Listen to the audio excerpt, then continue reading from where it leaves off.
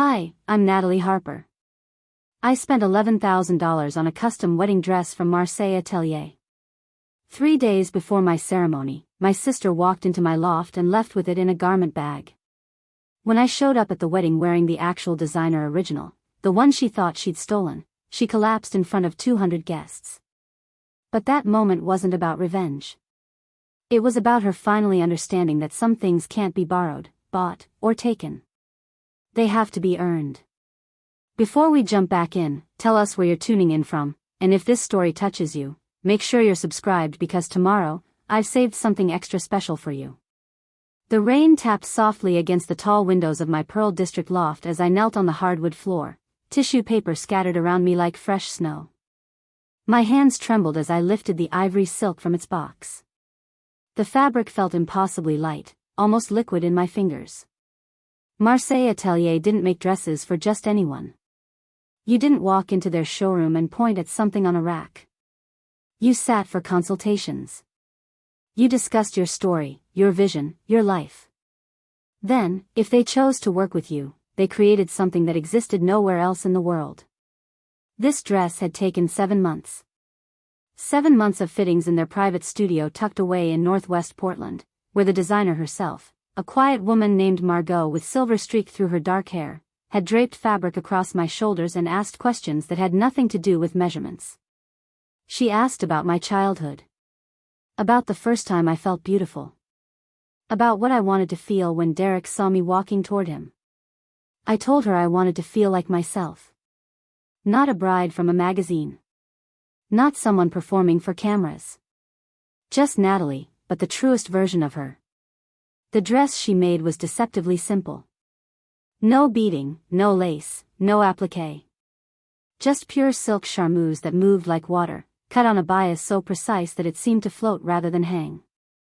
The neckline was a soft cowl that draped across my collarbone. The back was open, dropping low to reveal skin I'd always been self-conscious about until Margaux said, "This is where you carry your strength. Let people see it." Across the room, my laptop chimed. I carefully laid the dress across my bed and answered the video call. Isabel appeared on screen, her reading glasses perched on her nose, a tablet stylus in one hand. "Natalie, I just finalized the seating chart for Hood River," she said, her voice warm and efficient. Isabel Crane had been coordinating weddings for 15 years. We'd worked together at the event planning company downtown, and when I told her I was getting married, she'd offered to handle everything as her gift. The vineyard confirmed the arch installation for Thursday morning. "You're still coming up Friday, right?" I nodded, pushing hair behind my ear. "Derek's driving us up after he finishes with his client meeting. We'll be there by evening." "Perfect. And the dress?" I glanced toward the bed where the silk gleamed in the gray afternoon light. "It's here. It's perfect." Isabel smiled, the kind of smile that reached all the way to her eyes. "I remember when you first showed me the sketches." Margaux really outdid herself. We talked through final details. The caterer's revised timeline. The string quartet's arrival schedule. The backup plan if the weather turned. Isabel had thought of everything, down to the pashmina wraps for guests in case the November evening grew cold. When she finally signed off, promising to call tomorrow with the final headcount, I sat in the quiet of my loft and let myself breathe. This wedding had been 2 years in the planning. Not because it was elaborate, but because Derek and I had wanted to do it right. We'd met at a gallery opening in the Alberta Arts District 4 years ago. I'd been standing in front of a painting that looked like the inside of a thunderstorm, all dark blues and sudden flashes of gold, when he'd walked up beside me and said, "It feels like that moment right before everything changes, doesn't it?" I'd looked at him then. Really looked. Dark hair that fell across his forehead. Kind eyes that crinkled at the corners. Hands shoved into the pockets of a wool coat that had seen better days. We'd talked until the gallery closed, then walked through the rain to a coffee shop that stayed open late, and by the time I got home that night, I knew something fundamental had shifted. He'd proposed on the same corner where we'd first walked together, in the rain, with no ring because he said he wanted me to choose it myself. When I told him I didn't need a ring, he'd laughed and kissed me and said, "I know. That's why I love you." A knock at the door pulled me from the memory. I wasn't expecting anyone. Derek was at his architecture firm finishing a presentation for a community center project. My friends knew I was in full wedding preparation mode and had given me space. I crossed the loft, my socks quiet on the floor, and checked the peephole. Vanessa stood in the hallway, her blonde hair pulled back in a high ponytail, designer sunglasses perched on her head despite the rain. She wore athleisure that probably cost more than my monthly grocery budget, and she was looking at her phone with that particular expression of impatience she'd perfected over 32 years. My stomach tightened. Vanessa and I had a relationship that could best be described as cordial distance. We were sisters by blood, but we'd stopped being close somewhere around my 16th birthday when she'd borrowed my acceptance letter to the summer art intensive and accidentally on purpose spilled coffee on it the morning it was due. By the time I got a replacement printed, the deadline had passed. She'd apologized, of course. She always apologized. But the pattern had been set. I opened the door. "Vanessa. I wasn't expecting you." She looked up from her phone and smiled, the practiced smile she used in her real estate marketing photos. "I know, I'm sorry to just drop by. I was in the neighborhood showing a condo and thought I'd stop and see my baby sister before the big day." She stepped forward, and I automatically moved aside to let her in. She walked into my loft like she was appraising it, which she probably was. Vanessa had a way of entering any space and immediately calculating its value, its flaws, its potential. She'd been selling high-end properties in Portland for nearly a decade and was good at it. Good enough that she drove a white Range Rover and wore Cartier bangles that clinked when she gestured. "This place looks great," she said, turning slowly. "You've really made it feel like you." "Thanks." I closed the door, leaving it unlocked. Some instinct I couldn't name told me I wanted an easy exit available. "Want some tea?" "I just made a pot." "No, I can't stay long. Troy's waiting in the car. We're meeting Mom and Dad for dinner at that new place in Lake Oswego." She paused, her gaze landing on the bedroom doorway. "Is that it? The dress?" I followed her line of sight. The silk caught the light from the bedside lamp, shimmering like something alive. "Yeah. Just picked it up this afternoon." Vanessa moved toward the bedroom before I could think to stop her. She stood in the doorway, one hand on the frame, staring at the dress with an expression I couldn't quite read. "Marseille Atelier," she said softly. "I looked at their collection last year when Troy and I were renewing our vows. They wouldn't even give me an appointment." There was something in her voice. Not quite bitterness, but close. Vanessa had married Troy 5 years ago in a wedding that cost more than most people's cars. Sweetheart roses imported from Ecuador. A live band that had played at a governor's inauguration. A dress from a designer whose name I'd seen in magazines. It had been beautiful in the way that expensive things are beautiful. Flawless. Impressive. Cold. "Margaux's pretty selective," I said carefully. "I got lucky." "Lucky," Vanessa repeated. She turned to look at me, and something flickered across her face too quickly for me to catch. "Can I see it? Up close?" Every instinct I had screamed no. But Vanessa was my sister. We shared a childhood, parents, a last name. I'd been in her wedding. She'd been at family dinners when Derek and I announced our engagement. Saying no to something this simple felt cruel. "Sure," I heard myself say. "Just be careful. The silk is delicate." She crossed to the bed, her movements surprisingly reverent. When she touched the fabric, her fingers were gentle. She lifted one edge, watching how it caught the light. "It's incredible," she whispered. "You're going to look stunning." For a moment, something softened in my chest. Maybe I'd been wrong. Maybe the distance between us was something that could be bridged. Maybe this wedding could be a new beginning for our relationship. "I should get going," Vanessa said, laying the dress back down with care. "Troy's going to start texting if I don't get back soon." She turned and hugged me, quick and perfunctory. I'm really happy for you, Nat. You deserve this. I walked her to the door. She paused with her hand on the frame, looking back one more time toward the bedroom. See you Friday at the venue? Yeah. We're heading up tomorrow evening. Perfect.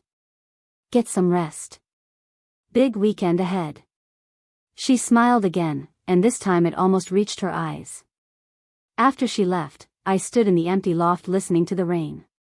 Something felt off, like a note played slightly out of tune. But I couldn't identify what it was. I shook off the feeling and went back to my checklist. There were welcome bags to finish assembling. A timeline to review with Isabel. Vows I'd been writing and rewriting in my journal. Derek came home around 8, smelling like rain and carrying Thai takeout.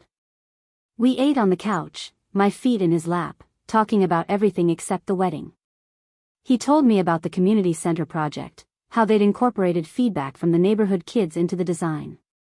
I told him about a consultation I'd had earlier in the week with a couple planning their 10th anniversary party. Preparing and narrating this story took us a lot of time, so if you are enjoying it, subscribe to our channel, it means a lot to us. Now back to the story. You're good at this, he said, setting down his container.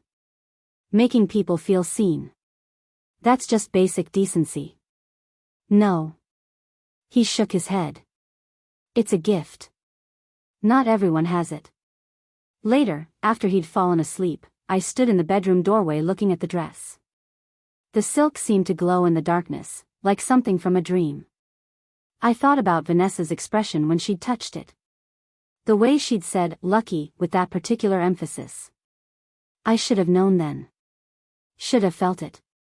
But I was too caught up in the magic of the moment, in the belief that everything was finally falling into place. The next morning arrived gray and wet, typical November weather for Portland. I had errands to run before we left for Hood River. Pick up the marriage license from the county office. Stop by the jeweler to collect Derek's wedding band that had been engraved with coordinates of the spot where he proposed. Drop off my spare keys with my neighbor who'd agreed to water the plants while we were gone. Derek left early for his final client meeting. I moved through my morning routine in the comfortable silence of the loft, packing my bag for the weekend. Comfortable shoes for walking the vineyard grounds. The pashmina Isabel had given me in a deep emerald green. Toiletries. My journal where I'd been writing my vows. I was in the kitchen making a second cup of coffee when my phone rang. Unknown number. I almost didn't answer, but something made me pick up. Natalie Harper? A woman's voice, professional, slightly concerned. Speaking. This is Margaux from Marseille Atelier. I'm calling because we had an unusual situation this morning. Someone came into the studio claiming to be you and saying there was an emergency alteration needed on your dress. They had your name, your wedding date, and they knew details about the design that wouldn't be public knowledge. My coffee cup stopped halfway to my mouth. I didn't send anyone. I didn't think so. That's why I'm calling. The woman was very insistent. She said you'd sent her because you were too busy to come yourself. When I asked for identification, she became defensive and left quickly. What did she look like? Blonde, late 20s or early 30s, well-dressed. Designer handbag. She seemed to know her way around high-end fashion. The coffee cup found the counter. My hand was shaking too much to hold it. Margaux, I need to ask you something. The dress you delivered yesterday, that was the actual dress, right? The one you made for me? There was a pause. Of course. Why would you ask that? I just need to be sure. Natalie. Her voice grew gentle. The dress I delivered to your loft yesterday afternoon is the one I designed specifically for you. There is no other dress like it. That's the entire point of couture. I thanked her and ended the call. Then I walked to the bedroom on legs that felt disconnected from my body. The dress was still there, laid across the bed exactly where I'd left it. The ivory silk gleamed in the gray morning light. I touched it carefully, feeling the weight of the fabric, the precision of the seams. Nothing looked different. Nothing felt wrong. But Margaux's call had planted something in my mind. A seed of doubt that was already beginning to grow. I pulled out my phone and called Vanessa. It rang 4 times before going to voicemail. I didn't leave a message. Instead, I texted her. Hey, did you go to Marseille Atelier this morning? 3 minutes passed. Then 5. The typing indicator appeared and disappeared twice before her response came through. What? No. Why would I go there? I'm at a showing in Beaverton. I stared at the message. She'd answered too quickly. Too defensively. The Vanessa I knew would have asked more questions. Would have been curious about why I was asking. I tried calling again. This time it went straight to voicemail.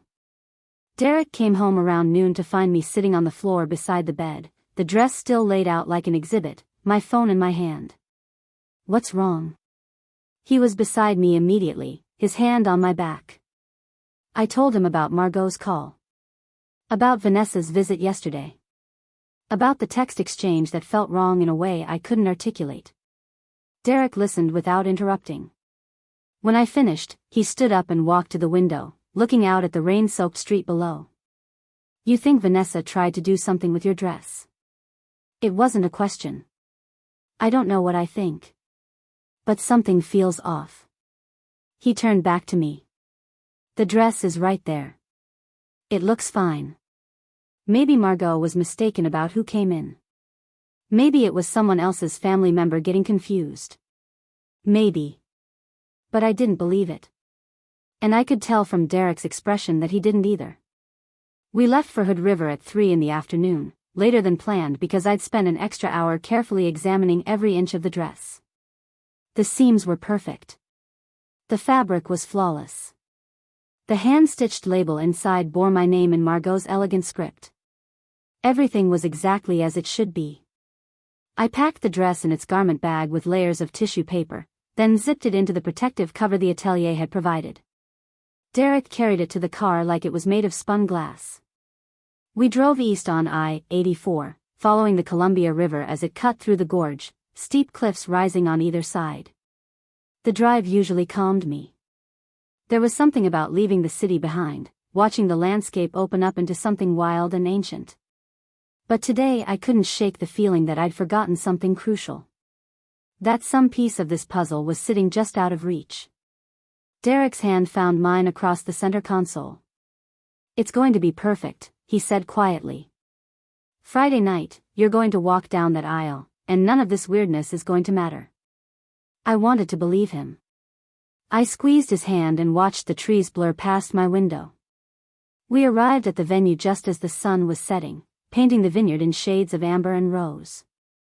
The estate sat on 20 acres of rolling hills, rows of grapevines creating geometric patterns across the slopes. The main house was a restored farmhouse from the 1920s, all white clapboard and wraparound porches. Behind it, a newer events barn had been built with floor-to-ceiling windows that framed the view of Mount Hood in the distance.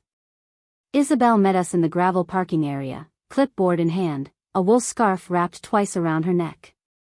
You made it. Come on, I'll show you where everything's at. She hugged me quickly, then led us toward the house.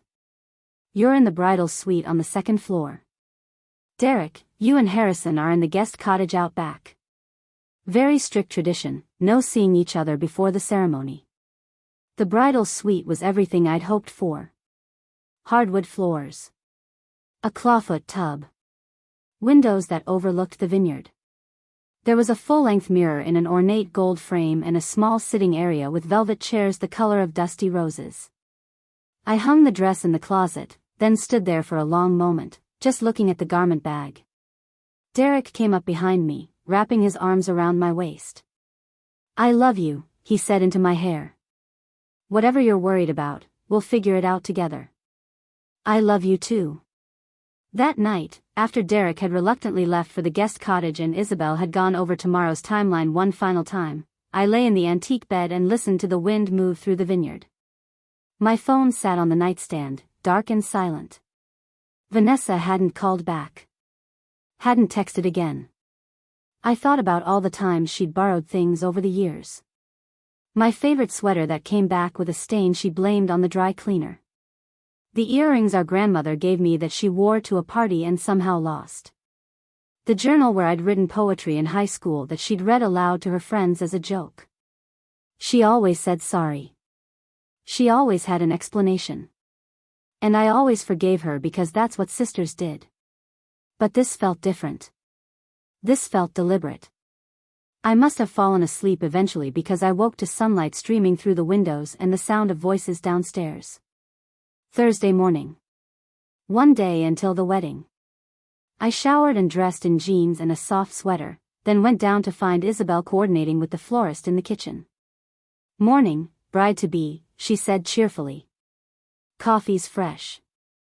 Derek texted that he and Harrison are heading into town for breakfast. "You're supposed to relax today. Tomorrow's the main event."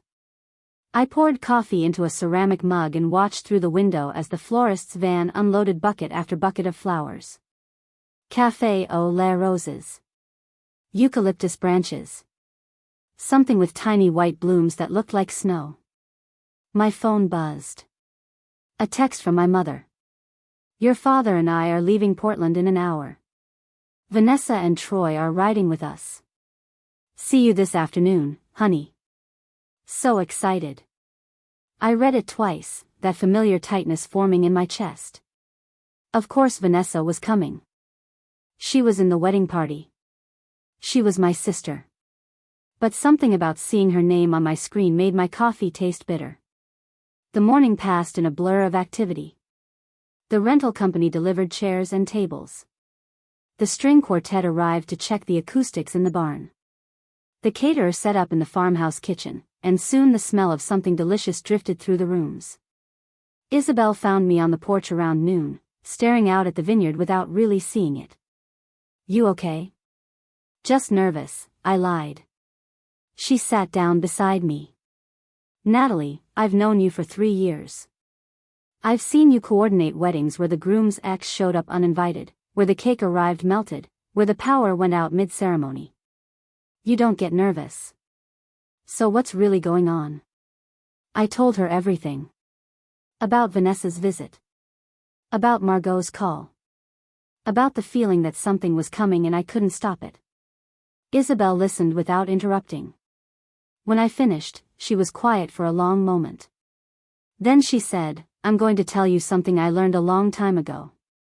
People show you who they are through their patterns, not their promises.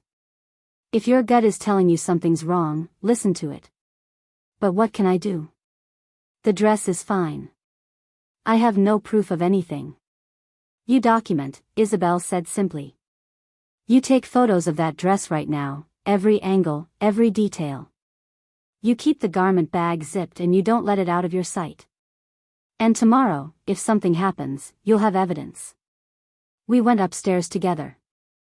I unzipped the garment bag slowly, carefully lifting the dress out. Isabel pulled out her phone and photographed everything. The neckline. The back. The hem. The label. The specific way the silk draped. She even took a video, narrating details about the construction. "There," she said when we'd finished. "Now whatever happens, you have a record." We just zipped the bag back up when I heard car doors slamming outside. I looked out the window to see my parents' silver sedan parked beside the rental van. My mother climbed out first, smoothing her hair. My father followed, pulling luggage from the trunk.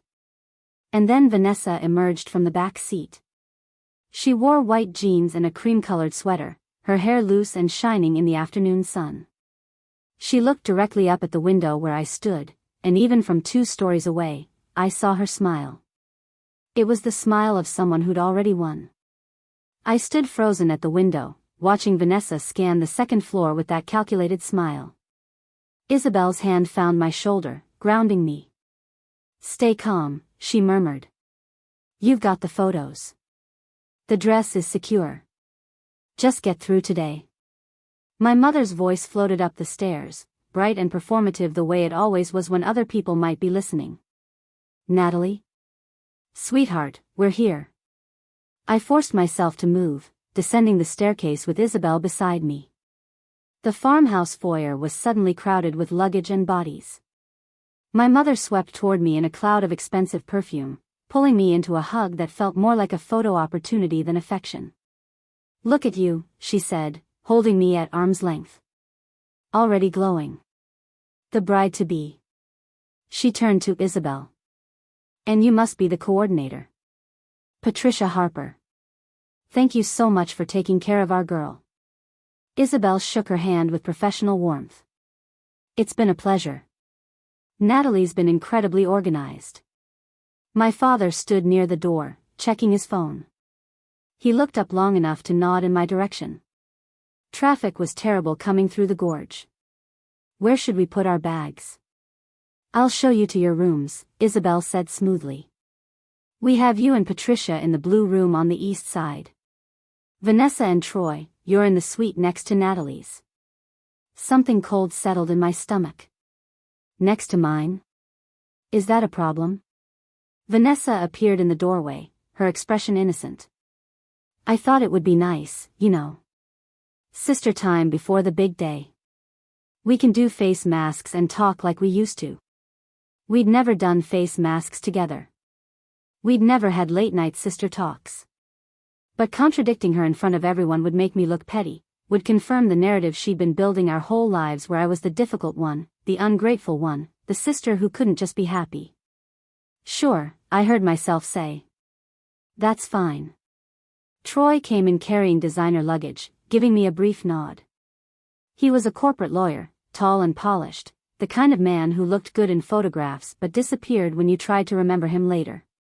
He and Vanessa had been together since college, and in all those years, I'd never once seen them have a genuine conversation. They performed their marriage the way Vanessa performed everything, with carefully curated moments designed for maximum impact. Isabel herded everyone upstairs while I remained in the foyer, my heart hammering against my ribs. Through the window, I saw Derek and Harrison walking up from the guest cottage. Derek spotted me through the glass and smiled, the kind of smile that said everything would be okay even when we both knew it might not be. He couldn't come inside.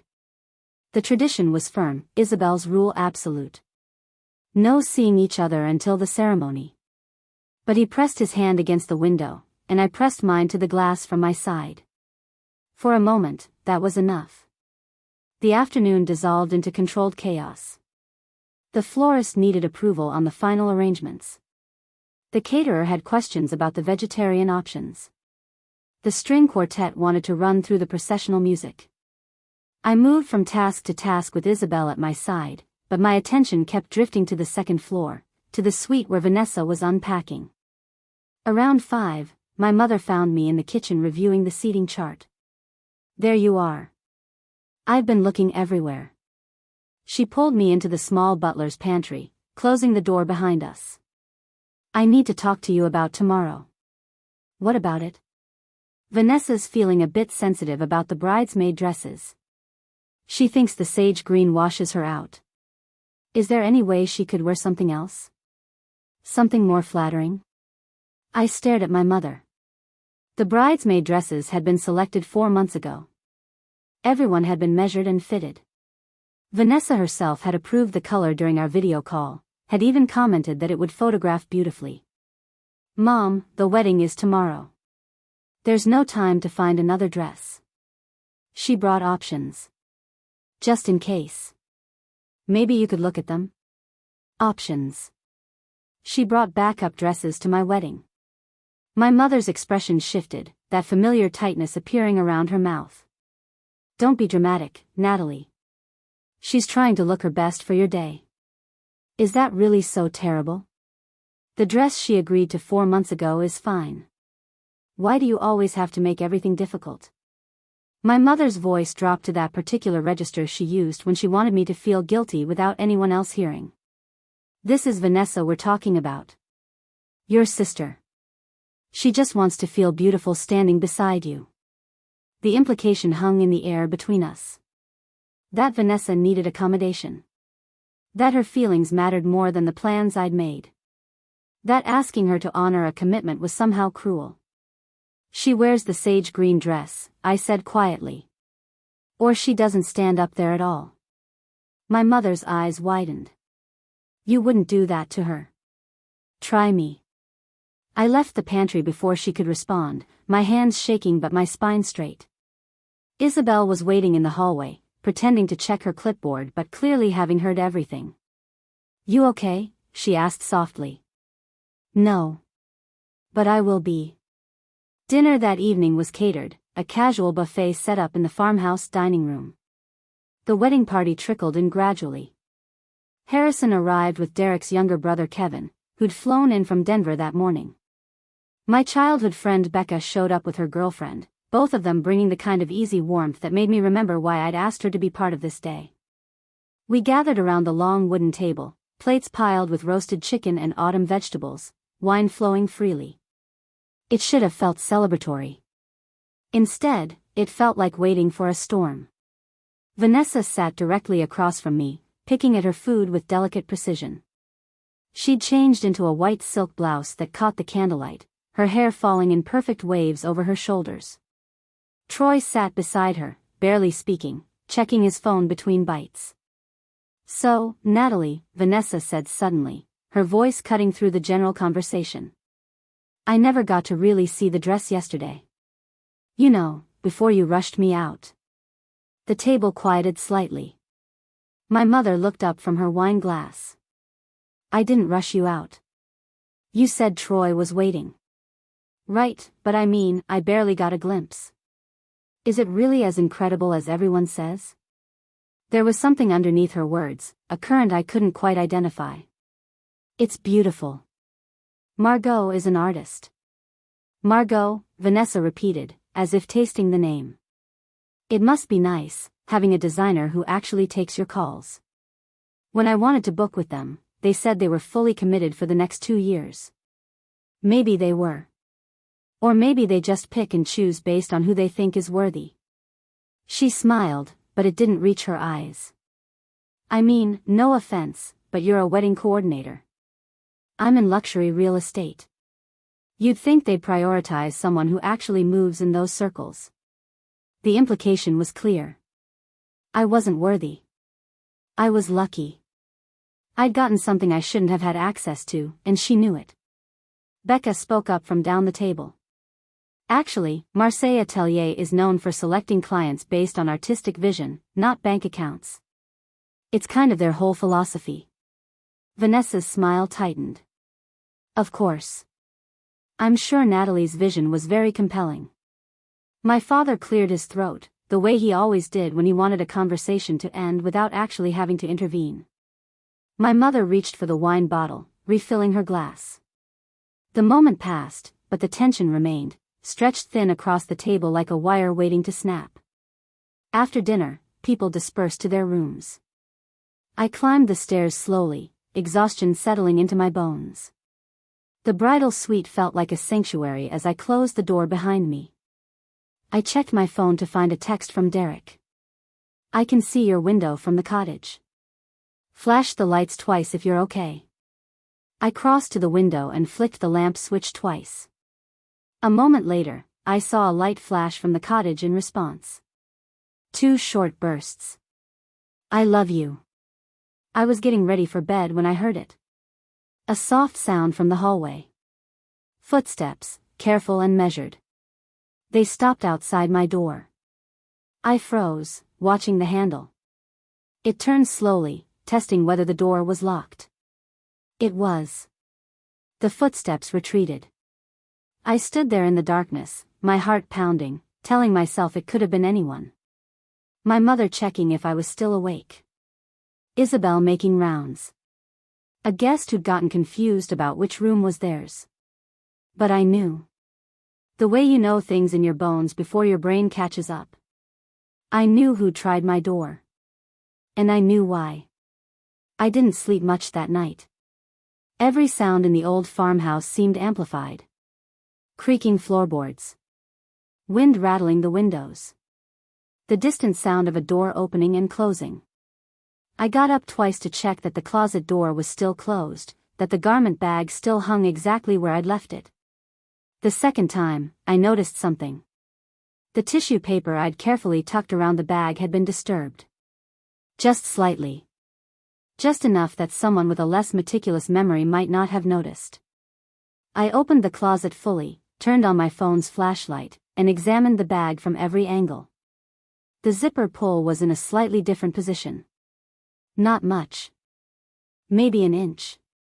But I was certain I'd left it centered, and now it sat off to the left. My hands were steady as I unzipped the bag and pulled out the dress. The silk pooled in my arms, catching the moonlight through the window. I checked every seam, every inch of fabric. Nothing looked different. Nothing felt wrong. But someone had opened this bag. Someone had touched my dress. I took photos in the dim light, documenting the zipper position, the way the tissue paper now sat, the angle of the hanger. Then I pulled out my laptop and sent everything to Isabel with a timestamp. If something happened, if the dress was damaged or went missing, I'd have proof that it had been intact at 2:17 in the morning on my wedding day. I hung the dress back up, re-zipped the bag, and did something that would have seemed paranoid if it hadn't been necessary. I took a strand of my own hair and carefully placed it across the zipper pull, sealing it with a tiny piece of clear tape. If anyone opened that bag again, the hair would fall or shift, and I'd know. Then I dragged one of the velvet chairs across the room and wedged it under the closet door handle. It wouldn't stop someone determined, but it would make noise. It would wake me up. I climbed back into bed and watched the sky slowly lighten beyond the vineyard. Tomorrow, I would marry Derek. Tomorrow, I would wear the dress Margaux had created specifically for me. Tomorrow, everything would be perfect. Unless Vanessa had other plans. Morning came too quickly and not quickly enough. I woke to Isabel knocking softly, bringing coffee and pastries on a tray. "Big day," she said, setting everything on the side table. Her eyes scanned the room, landing on the chair wedged under the closet door. She didn't comment, just met my gaze with understanding. "Did you get my email?" I asked. "I did. All documented and backed up to the cloud." "How are you feeling?" "Like I'm waiting for something to explode." "Then let's make sure it doesn't." She crossed to the closet and examined the hair across the zipper. "Still intact. No one's touched it since you set this up." Relief flooded through me, so intense it was almost painful. Okay, good. Natalie." Isabel sat down on the edge of the bed. "I've been doing this a long time. I've seen family drama, ex-drama, every kind of chaos you can imagine. But I want you to know something. Today is your day. Not hers. Not anyone else's. If she tries something, we shut it down. Understood?" I nodded, not trusting my voice. The morning unfolded in a carefully choreographed sequence. Hair and makeup artists arrived at 8. Becca and my mother came in shortly after, followed by the other bridesmaids. The suite filled with champagne and laughter and the sharp smell of hairspray. Vanessa was the last to arrive. She wore a white silk robe, her hair already styled in loose curls, her makeup perfect. "Morning, bride," she said brightly. "Ready to become Mrs. Derek Chen?" Everyone echoed her enthusiasm. I smiled and accepted mimosa after mimosa, barely drinking any of them. I sat in the chair by the window while the makeup artist worked, watching in the mirror as Vanessa moved around the suite. She picked up my jewelry. Examined the shoes I'd chosen. Ran her fingers along the edge of the closet door. "Can I see it now?" she asked. "The famous dress?" The room went quiet. My mother looked up from her phone. Becca paused mid-sip of her mimosa. "Let's wait until I'm ready to put it on," I said carefully. "I don't want anything to happen to it. I'm not going to hurt it. I just want to see what all the fuss is about." "Vanessa," I said no. Her expression flickered. Just for a second, the mask slipped, and I saw something cold and calculating underneath. Then she laughed, light and airy. Okay. Sorry. I'm just excited. It's not every day your little sister gets married. The makeup artist finished my face. The hairstylist pinned the final curl. It was time. Isabel cleared the room of everyone except Becca, who I'd asked to help me dress.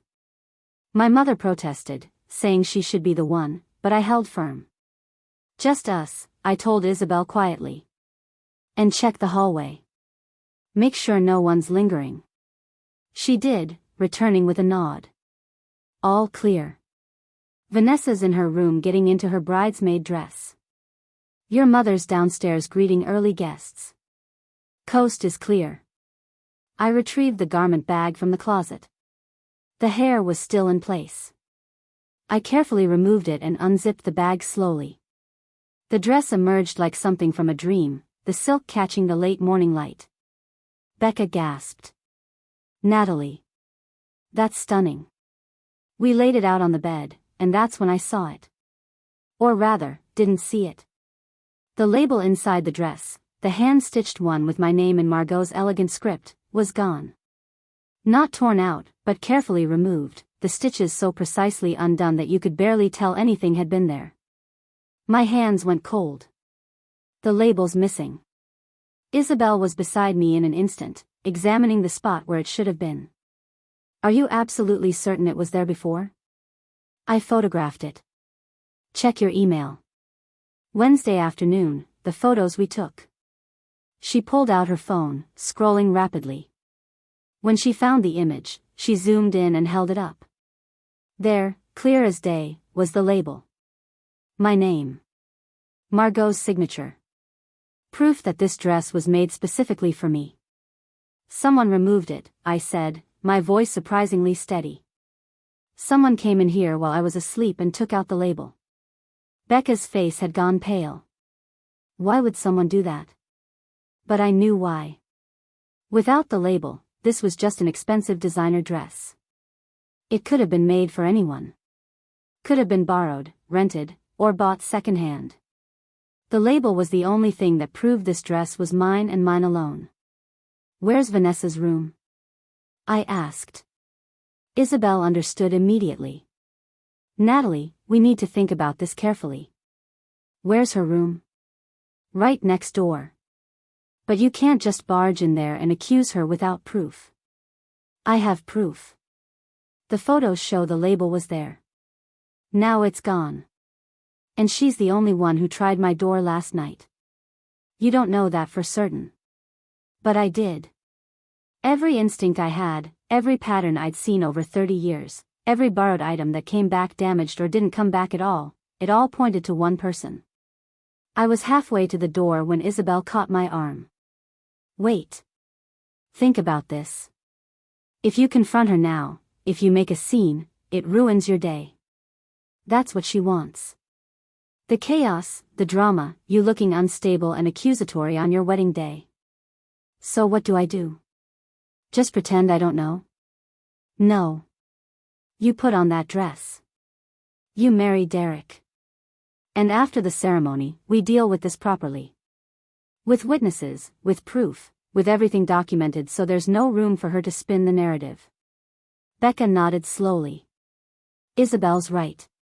The best revenge is walking down that aisle looking absolutely perfect while she has to stand there and watch. Every fiber of my being wanted to storm next door and tear through Vanessa's belongings until I found that label. But I also knew they were right. Creating drama now gave Vanessa exactly what she wanted. It made me look paranoid, jealous, unhinged. Fine, I said.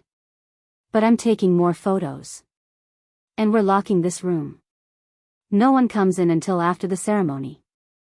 Isabel nodded. Done. And I'll have someone watching the hallway. Just in case. We photographed the dress again from every angle, documenting the missing label. I stepped into the silk, and Becca helped me pull it up, fastening the delicate closures along the side.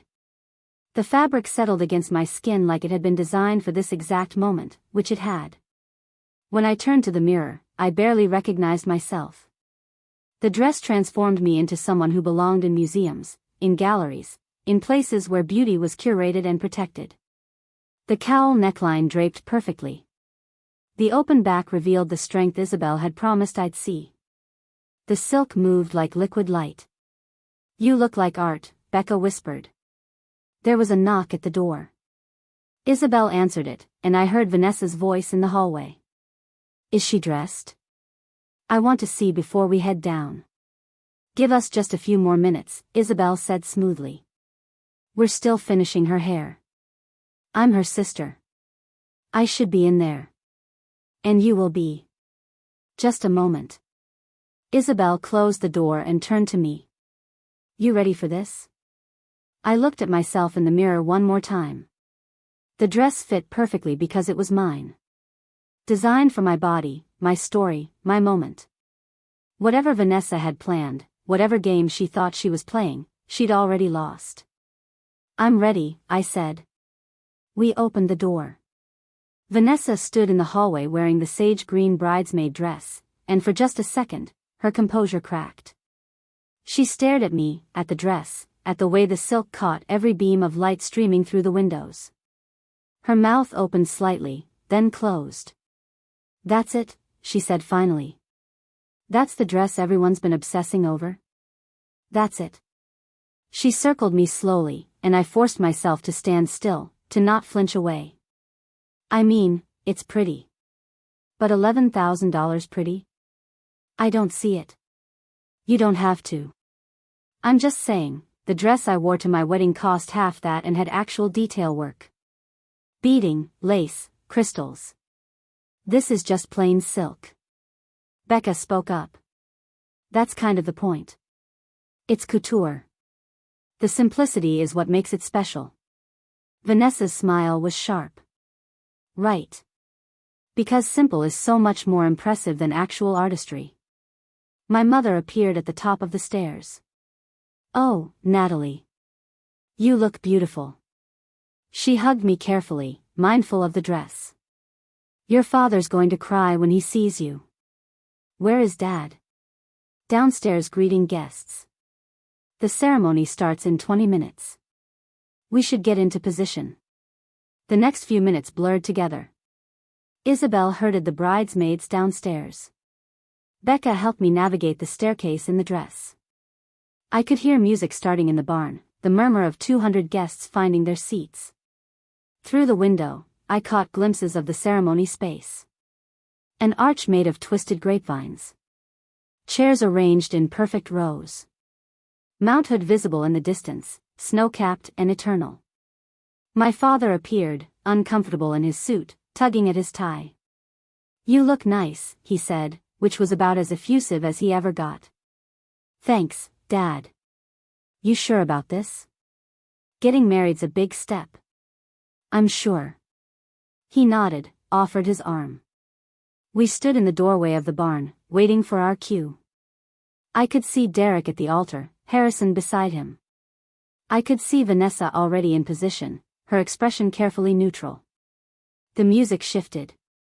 Pachelbel's canon, the traditional choice I'd ultimately decided on despite trying to find something more unique. Everyone stood. My father and I began walking. And that's when I saw her face change. Vanessa's carefully constructed mask finally shattered. She stared at the dress like she was seeing a ghost. Her hand went to her mouth. Her eyes widened.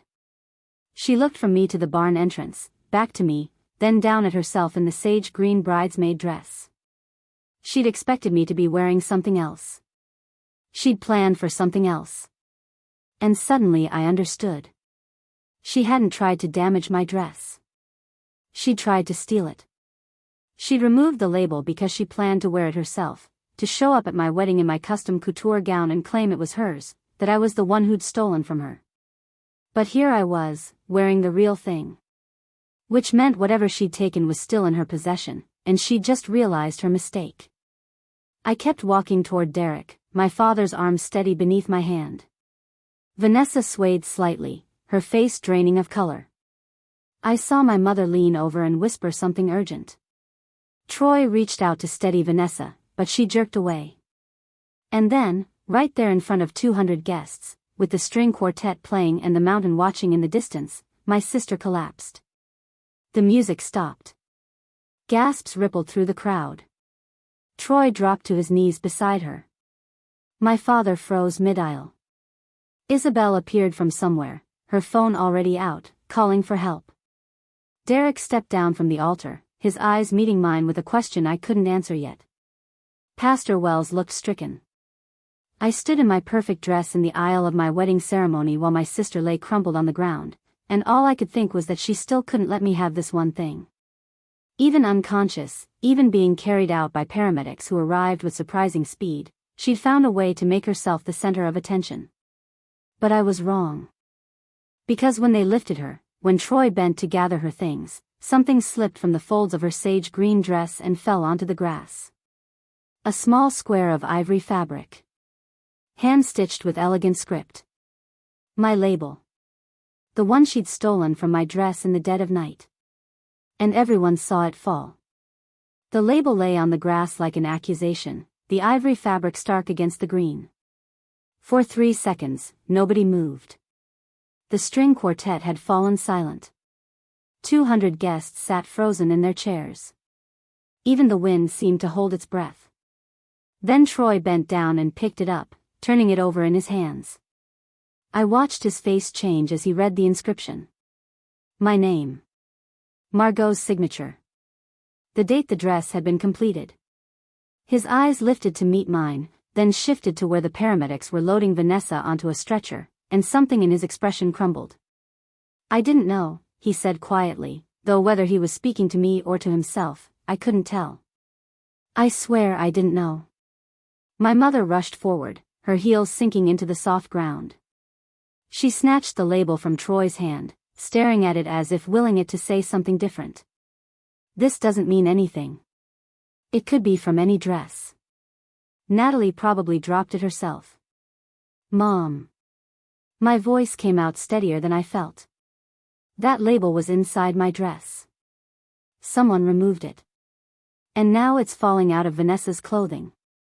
You're saying your sister is a thief? On your wedding day? How dare you make accusations when she's being taken to the hospital? Isabel appeared at my side, her phone raised. Patricia, I have time-stamped photographs from this morning showing that label inside Natalie's dress at 6:43 a.m. Would you like to see them? My mother's mouth opened and closed. She looked around at the assembled guests, at the phones that had inevitably been raised to capture the drama, at the photographer who'd been hired to document a joyful occasion and had instead recorded something else entirely. This is a misunderstanding, my mother said, her voice rising. Vanessa would never. She's your sister, Natalie. Your own blood. Then explain why she has my dress label. My father finally moved, walking heavily toward us. He took the label from my mother's hand, examined it, then looked at me with an expression I'd never seen before. Not quite guilt, not quite shame, but something adjacent to both. We should postpone, he said. Deal with this as a family. In private. No. The word came out firm, final. The ceremony continues. Now. Derek was beside me suddenly, his hand finding mine. Are you sure? I turned to face him, this man who'd proposed in the rain, who'd carried my dress like it was made of starlight, who'd flashed lights from a cottage window just to tell me he loved me. I'm sure. This is our day. Not hers. Pastor Wells cleared his throat. Should I ask the guests if they'd like a short intermission while the family situation is resolved? No intermission, I said. We continue exactly where we left off. My father opened his mouth to protest, but Derek stepped forward, his architect's precision showing in the way he positioned himself between my parents and me. You heard her. Either take your seats or leave. Those are the options. The paramedics had loaded Vanessa into the ambulance. Troy stood uncertainly between the vehicle and the ceremony, his usual composure completely shattered. My mother looked at him, then at the ambulance, then at me in my silk dress that caught the afternoon light like water. I'm going with her, she announced. Your father can stay. Actually, my father said quietly, I think I'll stay right here. He looked at me. I'd like to see my daughter get married, if that's still allowed. My mother's face went rigid. George. Patricia, get in the ambulance. I'll meet you at the hospital after. For a moment, I thought she might refuse. Might stand there and force everyone to choose sides. But Troy had already climbed into the ambulance, and the paramedics were waiting, and perhaps even my mother could recognize when she'd lost an audience. She left without another word. The ambulance pulled away slowly down the gravel drive, no sirens, just a quiet exit that somehow felt more damning than any dramatic departure. Isabel moved into action immediately, ushering guests back to attention, signaling the quartet to resume positions. Becca retrieved my bouquet from where I'd dropped it and pressed it back into my hands. The other bridesmaids formed up, their sage green dresses a reminder that Vanessa's spot now stood empty. Pastor Wells returned to his place at the altar. Derek took his position, his eyes never leaving mine. My father offered his arm again, and this time when we walked, there were no interruptions. No collapses. No stolen moments or manufactured crises. Just a bride and her father, walking toward the man she'd chosen, while 200 witnesses watched in stunned silence. When we reached the altar, Pastor Wells smiled gently. Shall we begin again? From the top, I said. He nodded. Dearly beloved, we are gathered here today to witness the union of Natalie Harper and Derek Chin. The ceremony unfolded like something inevitable, like rain or sunrise or any other natural process that couldn't be stopped once it started. We said our vows. Derek's voice caught when he promised to stand beside me through every storm. Mine stayed steady when I promised to build a life with him that was ours alone, that needed no one's permission or approval to be real. When we exchanged rings, I felt the weight of everything that had led to this moment. Every borrowed item Vanessa never returned. Every achievement she'd diminished. Every moment she'd made herself the center of my story. The ring Derek slid onto my finger was a circle, complete, unbroken. It belonged to no one but us. I now pronounce you husband and wife, Pastor Wells said. Derek, you may kiss your bride. And he did, while the vineyard watched and the mountains stood witness, and somewhere in a hospital my sister was probably spinning a story about how she'd been the victim all along. The reception moved forward with a strange, heightened energy. Guests who'd witnessed the drama couldn't stop talking about it, but they did so in whispers, in tight clusters near the bar, in bathrooms and corners. I caught fragments as Derek and I made our rounds. Did you see the label fall? I got it on video. The whole thing. I always thought there was something off about that sister. Becca found me during the cocktail hour, pulling me aside near the vineyard's edge where the grapevines created natural walls. How are you actually doing? I'm married, I said. That's what matters. Natalie. Your sister just tried to steal your wedding dress and got caught in front of everyone you know. It's okay to not be okay. I looked down at the silk that moved with every breath. I should feel worse than I do. Shouldn't I? She's my sister. She's in a hospital. And all I feel is relieved that it's finally out in the open. That doesn't make you a bad person. It makes you someone who's been dealing with her patterns for a very long time. The photographer, Lucia, approached with her camera lowered respectfully. I hate to interrupt, but we're losing the golden hour light. Can I steal you both for some portraits? We spent the next hour scattered across the vineyard. Derek and I walking between rows of vines. Standing beneath the ancient oak at the property's edge. Sitting on the stone wall that overlooked the valley. Lucia worked quietly, directing us with gentle suggestions rather than commands. Look at each other like you did during the vows, she said at one point.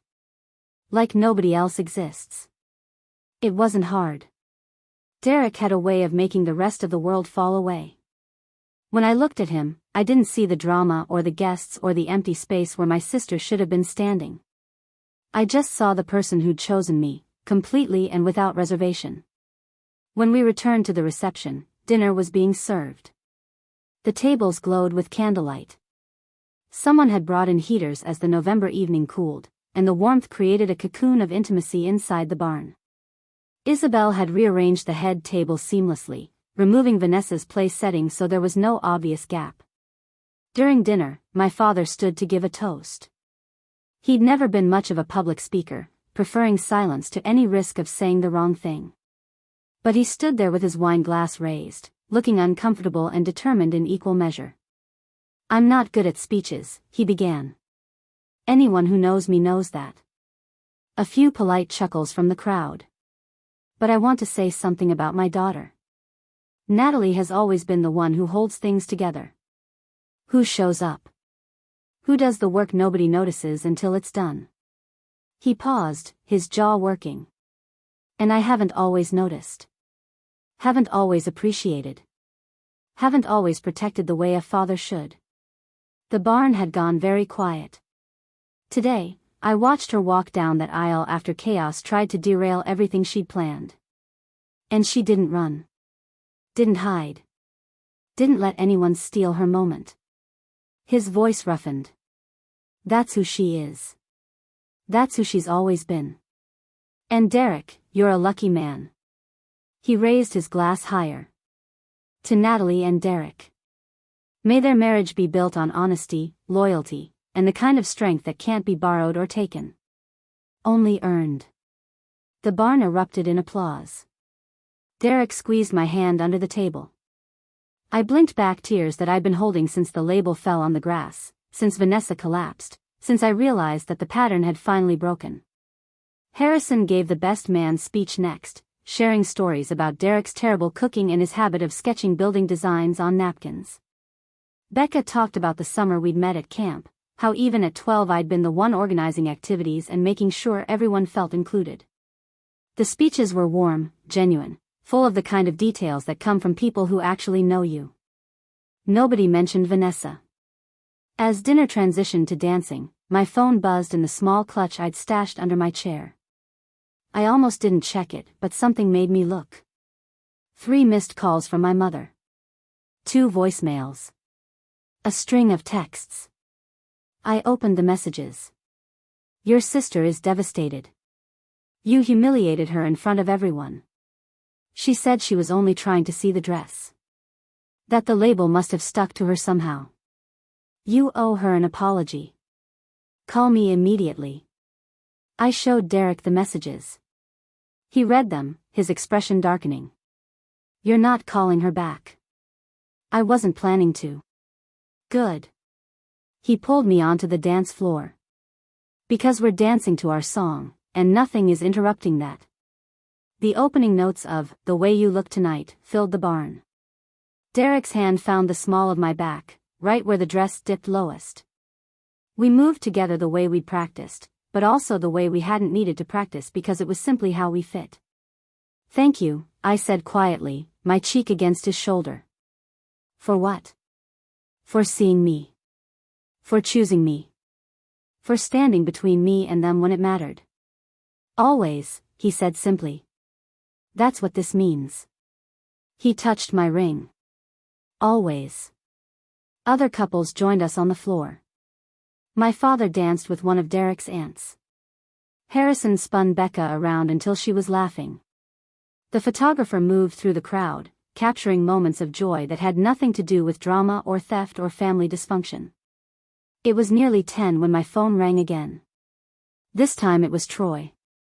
I stepped outside into the cool night, the silk dress billowing around me in the breeze. "Natalie." His voice sounded hollow, scraped clean. "I need to talk to you." "How's Vanessa?" "Physically fine. They're keeping her overnight for observation, but there's nothing actually wrong. The collapse was panic, they think. Stress." I waited. "I found the dress," he said finally. "In our luggage. A wedding dress. White silk, designer label, the whole thing. It looks almost exactly like the one you're wearing." "Almost." She told me she'd bought it months ago. That it was for a vow renewal we'd been planning. I had no reason to doubt her. He breathed out slowly. "But there's no vow renewal planned." I checked our credit cards. "She never bought a dress." "Which means she was planning to wear your dress." "At your wedding." "To what end?" I asked, though I already knew. To upstage you. To make people think she had something just as expensive, just as exclusive. Or maybe to claim you'd stolen from her. I don't know. I honestly don't know anymore. His voice cracked. I'm sorry. I should have seen this. Should have questioned why she needed to come up a day early. Why she was so insistent on being in the room next to yours. Troy, you're not responsible for her choices. I married her. That makes me complicit in some way. No, I said firmly. You're a victim too. She lied to you. Used you. That's not your fault. There was a long silence. Then, the label fell out of her pocket. She'd sewn it into the lining of her jacket, planning to remove it later, I think. But when she saw you walk down that aisle in the real dress, wearing the thing she thought she'd stolen, I think something broke. I looked up at the stars beginning to emerge above the vineyard. What happens now? I don't know. Your mother wants me to convince you to drop the whole thing. Act like it never happened. She keeps saying it's a misunderstanding. It's not a misunderstanding. I know. He paused. I just wanted you to know that I see it. Finally. All the things she's done over the years that I explained away or ignored. I see them now. After we hung up, I stood in the darkness for a while, letting the reality settle. My sister had planned this. Had removed my label while I slept. Had brought a fake dress to wear at my wedding, probably planning to change into it at some point and claim it was her designer original. The collapse hadn't been calculated, but everything leading up to it had been. Derek found me standing there, wrapped a borrowed jacket around my shoulders. You okay? Troy found the dress. The one she was planning to wear.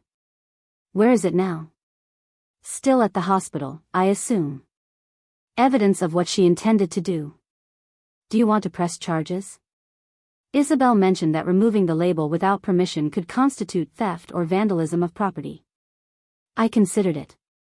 The idea of police reports and legal proceedings. My sister's name in a criminal database. My family fractured beyond any hope of repair. No, I said finally. Not charges. But I'm not protecting her either. I'm not calling people to explain or excuse or smooth things over. What happened today happened. 200 people saw it. It's documented. And I'm done pretending her behavior is my responsibility to manage. Derek kissed my forehead. Then let's go back inside and enjoy our wedding. Our actual wedding, with people who actually love us. The reception continued until nearly midnight. We cut the cake, a simple vanilla creation with fresh flowers instead of fondant decorations. We danced to songs that meant something to us. We talked to guests who offered genuine congratulations, who traveled to be there, who'd seen the chaos and stayed anyway. As the night wound down, Isabel found me near the dessert table. I compiled everything. Photos, timestamps, the video of the label falling.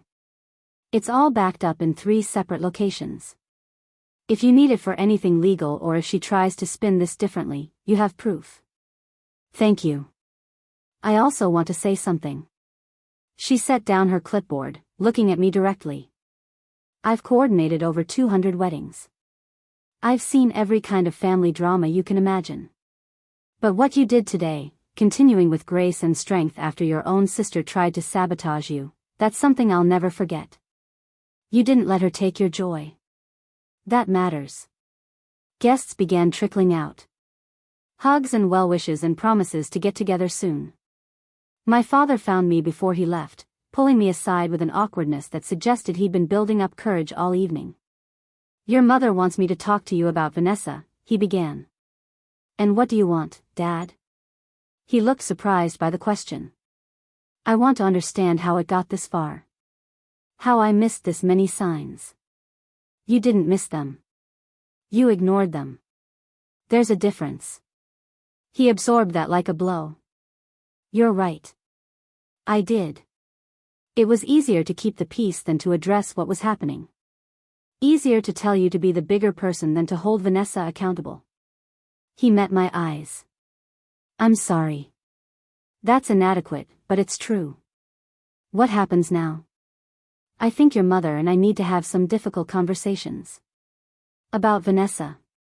About how we've parented both of you. About what enabled this behavior to escalate. He glanced back toward the barn. You shouldn't have had to deal with this on your wedding day. Or any day. But I did.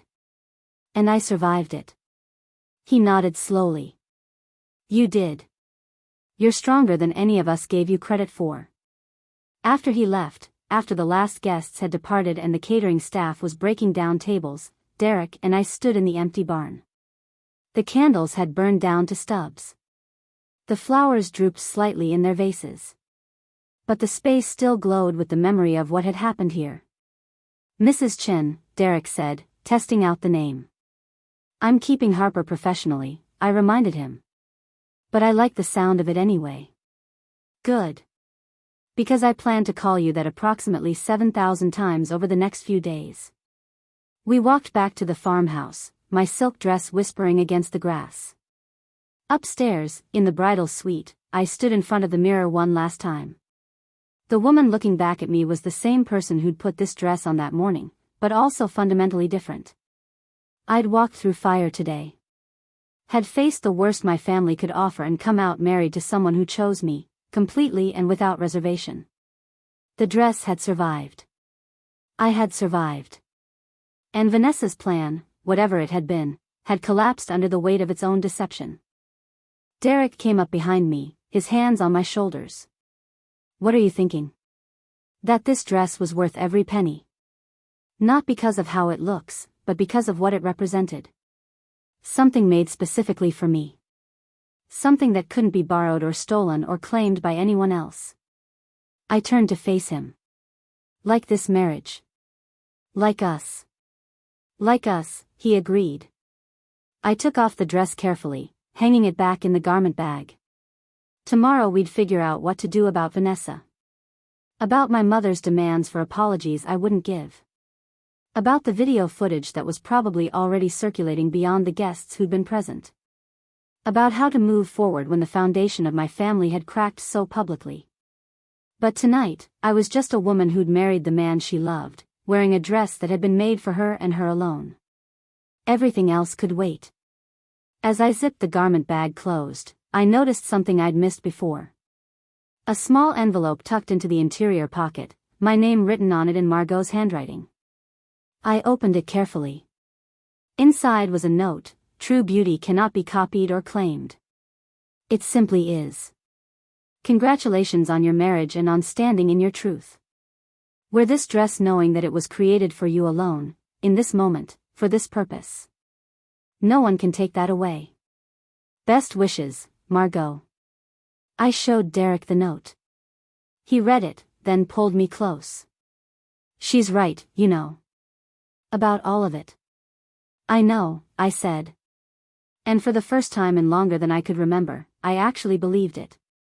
The honeymoon suite at the Vineyard Estate had windows that faced east, and morning arrived in shades of pearl and gold. I woke to find Derek already awake, propped on one elbow, watching me with an expression that made my chest tighten in the best possible way. How long have you been staring? I asked, my voice still rough with sleep. Long enough to confirm you're real and this actually happened. We'd planned to spend 2 nights at the vineyard before flying to the Oregon coast for a proper honeymoon week. But reality had a way of intruding even on carefully constructed plans. My phone sat on the nightstand where I'd left it, and even from here I could see the notification count climbing. 47 messages. 18 missed calls. Derek saw me looking. You don't have to check those right now. I know. But ignoring them won't make them disappear. I picked up the phone, steeling myself. The messages came in waves, categorized by sender and intent. My mother had called 6 times between midnight and 3 in the morning. Each voicemail grew progressively more desperate, more accusatory. Vanessa had been released from the hospital and was refusing to speak to anyone. Troy had checked into a hotel instead of going home. My father had texted once, simply, "Give yourself time before you respond to anything." Then there were the messages from people who'd been at the wedding. Former colleagues. Distant relatives. Friends of friends who'd witnessed the spectacle and had opinions about what it meant. Most were supportive, expressing shock at Vanessa's behavior. A few were probing, asking for details under the guise of concern. And one, from my mother's sister, Aunt Caroline, simply said, "I've watched this pattern for years. I'm sorry no one stopped it sooner." "What's the damage?" Derek asked, handing me coffee from the room service tray that had appeared while I was sleeping. "My mother wants me to issue a public statement saying it was all a misunderstanding. Vanessa is playing the victim. Troy is having what sounds like a complete crisis of faith in his marriage. And my aunt apparently knew this was coming." "Your aunt knew Vanessa would try to steal your dress?" "No. But she knew Vanessa had a pattern of making my moments about her. She sent me a long message detailing incidents from when we were kids. Things I'd forgotten or explained away." I scrolled through Caroline's text. My 8th grade graduation when Vanessa announced she was pregnant, then admitted 3 days later she'd lied. My college acceptance when she told everyone I'd only gotten in because of affirmative action, which made no sense since we're both white. My first gallery showing when she brought her twins and let them run wild until the owner asked her to leave. Derek set down his coffee. "She's been sabotaging you for decades. And everyone just let her because addressing it was too uncomfortable. Easier to ask me to understand, to be the bigger person, to let it go. And now? Now it happened in front of 200 witnesses with photo evidence and there's no explaining it away." My phone buzzed again. "Isabel, checking in, morning. Just wanted to let you know the venue staff found something when they were cleaning up last night. A second garment bag in Vanessa's room. Want me to secure it?" I showed Derek the message. His jaw tightened. "That's the fake dress. The one she was planning to wear." "Isabel, please secure it," I typed back. "Don't let anyone remove it from the property. I'm coming down." We dressed quickly, Derek in jeans and a flannel shirt, me in leggings and one of his sweatshirts that smelled like cedar and safety. The main house was quiet when we descended, most of the other guests having checked out early to drive back to Portland. Isabel met us in the foyer, holding a garment bag that looked almost identical to the one that held my actual dress. "It was hanging in the closet of Vanessa's room," Isabel said. "The cleaning staff almost packed it with her other belongings, but something made them pause. They called me instead." I took the bag carefully, feeling the weight of it. Heavier than mine. I laid it across the dining table and unzipped it slowly. Inside was a wedding dress. White silk, cowl neckline, open back. At first glance, it could have been mine. But the details were wrong. The silk was charmeuse, but lower quality, the drape slightly stiff. The cowl didn't fall quite right. The back wasn't cut at the same precise angle. And the label, hand-stitched inside, read Marseille Atelier, in script that was close but not quite accurate. "It's a knockoff," Derek said, leaning closer. "A really good one, but still fake." Isabel pulled out her phone, comparing it to the photos she'd taken of my dress. "The construction is similar but simplified. Machine-stitched instead of hand-done. The fabric is probably a third of the cost. This is the kind of thing you'd find from those companies that replicate designer gowns for people who can't afford the real thing." "Which means she bought this specifically to pass it off as an original," I said slowly, understanding dawning. "She was going to show up at my wedding wearing this, claim it was from Marseille Atelier, and make people think either I'd copied her or we'd coincidentally chosen the same designer. Except you'd have the real one with the authentic label and construction," Derek added. "So her plan was to remove your label, making your dress look like the knockoff, while she wore this and claimed it was genuine." The audacity of it stole my breath. This wasn't impulsive jealousy or a moment of weakness. This was calculated, premeditated, elaborate deception. She'd commissioned or purchased a replica. Planned the timing. Removed evidence from my dress while I slept. All so she could diminish my moment while elevating herself. "What do you want to do with this?" Isabel asked quietly. I stared at the fake dress, thinking about all the years of borrowed items that came back damaged. All the moments she'd redirected attention to herself. All the times I'd been told to understand, to forgive, to let it go because that's what family does. Document it, I said.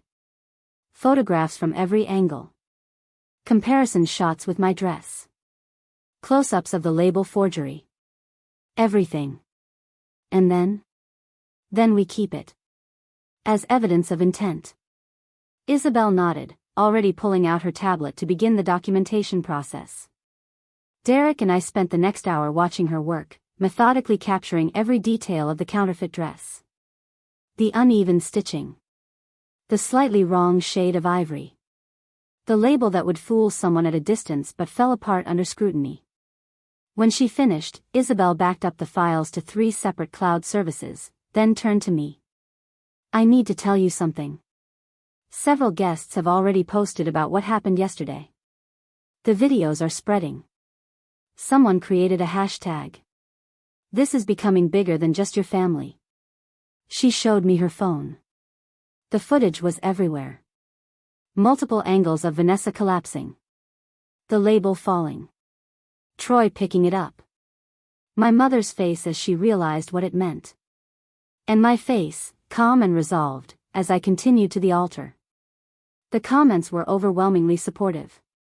Thousands of people sharing their own stories of family members who'd sabotaged weddings, stolen moments, manufactured crises for attention.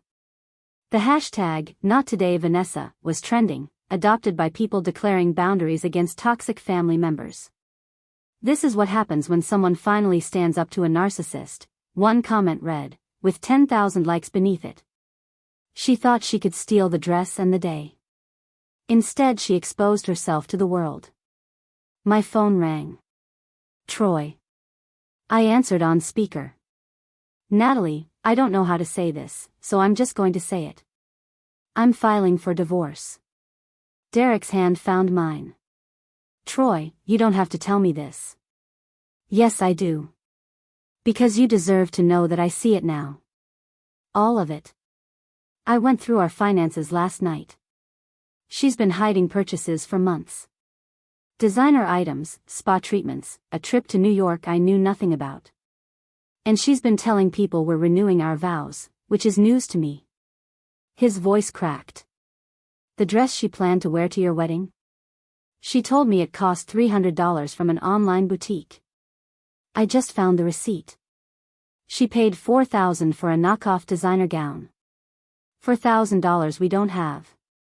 I'm sorry. Don't be.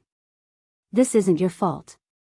This is years of me ignoring red flags because it was easier than confronting them. But yesterday, watching that label fall, watching her collapse when she realized her plan had failed, something broke in me. I can't do this anymore. After he hung up, Derek and I sat in silence.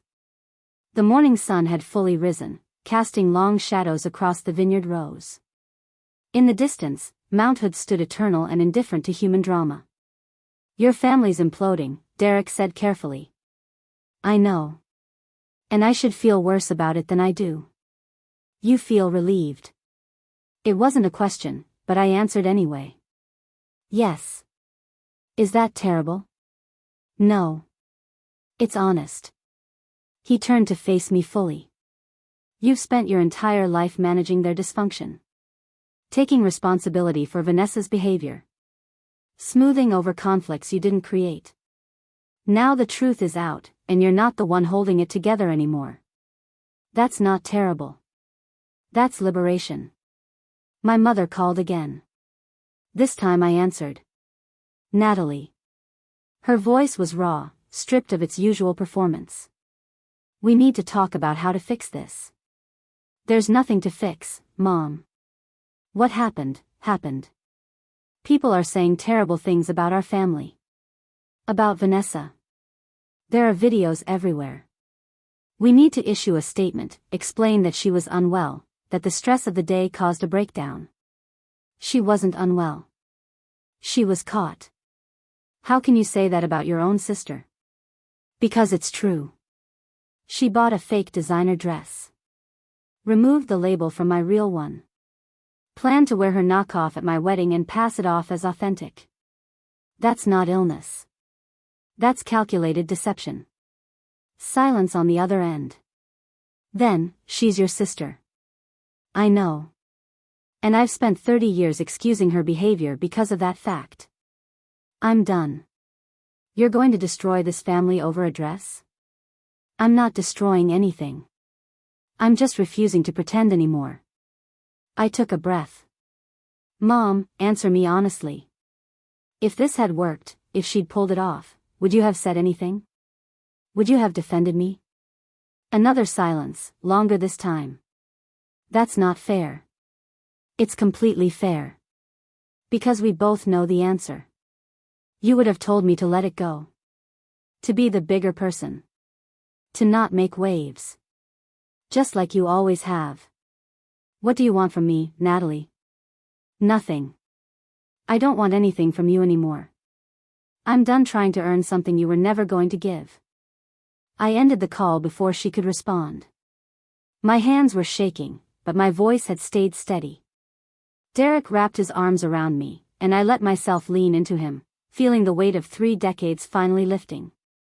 I'm proud of you, he said into my hair. For what?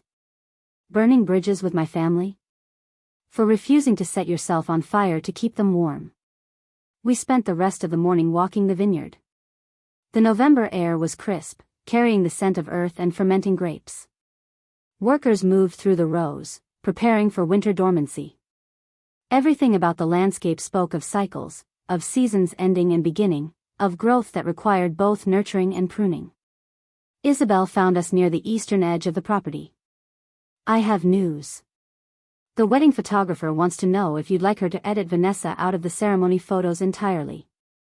She can remove her from every shot, as if she was never there. I considered it. The easy erasure. The clean narrative. Photos that showed only joy, with no evidence of the chaos that had threatened to derail everything. No, I said finally. Leave her in. I want to remember exactly what happened. The good and the bad. The dress and the deception. All of it. Are you sure? I'm sure. Editing her out feels like I'm still protecting her, still managing the story to make everyone comfortable. Let the photos show the truth.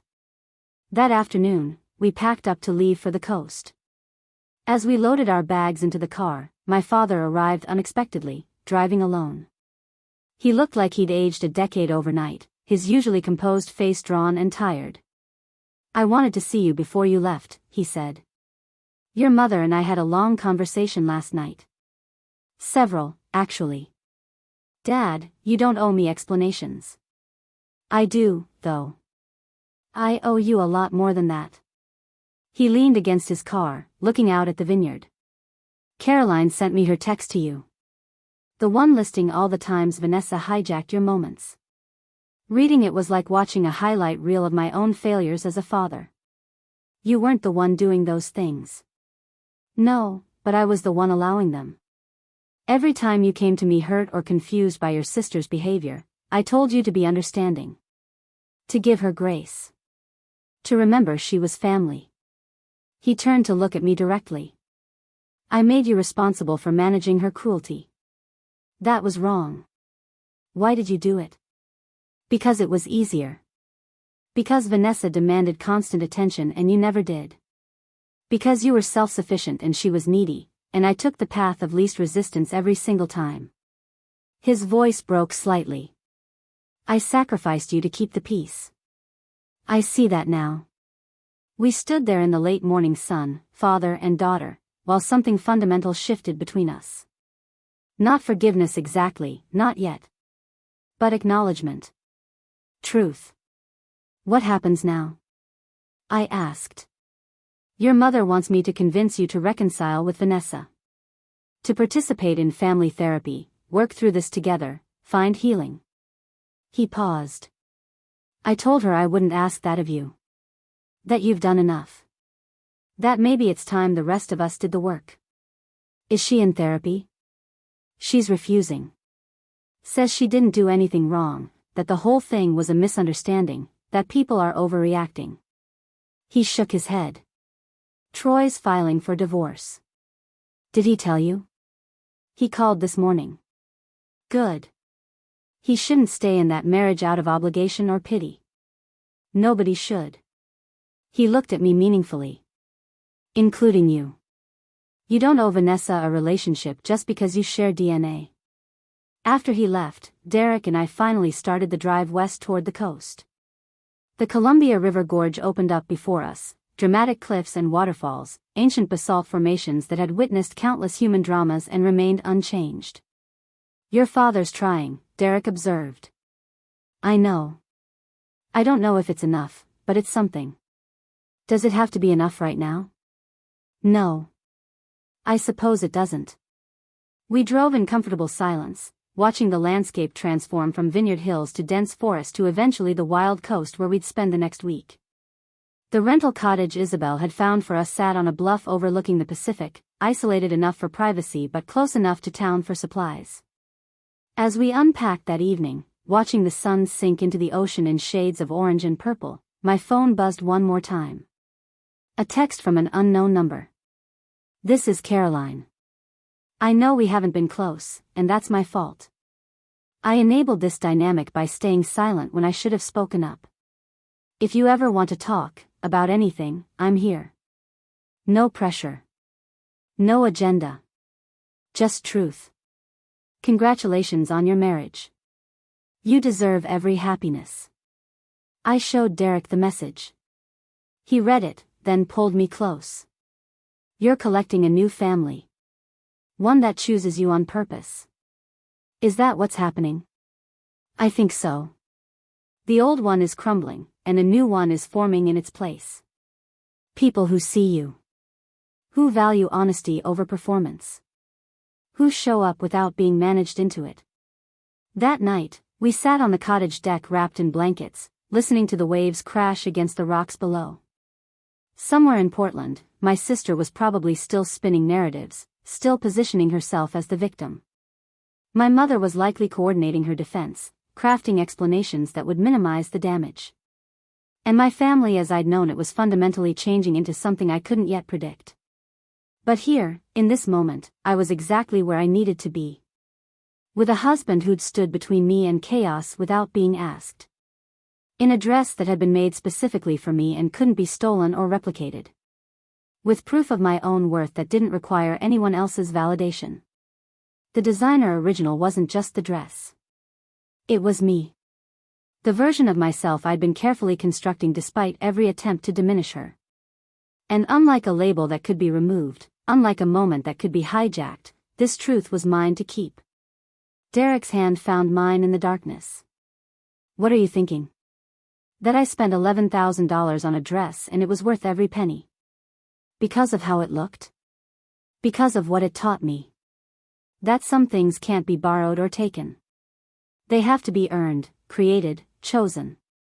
And once you know that, really know it, everything changes. The waves continued their eternal rhythm below us. Tomorrow we'd wake up and begin figuring out what came next. How to navigate family holidays. Whether to maintain contact with my parents. What boundaries to set and enforce. All the complicated logistics of untangling from toxic patterns while trying to preserve what little was worth saving. But tonight, we were just two people who'd gotten married despite someone's best efforts to prevent it. Who'd worn the truth even when lies were more convenient. Who'd chosen each other completely and without reservation. And that, I was learning, was the only foundation that mattered. The week at the coast passed in a rhythm of waves and silence. Derek and I woke each morning to fog rolling in from the Pacific, spent afternoons exploring tide pools and walking windswept beaches, and evenings cooking simple meals in the cottage kitchen while rain drummed against the windows.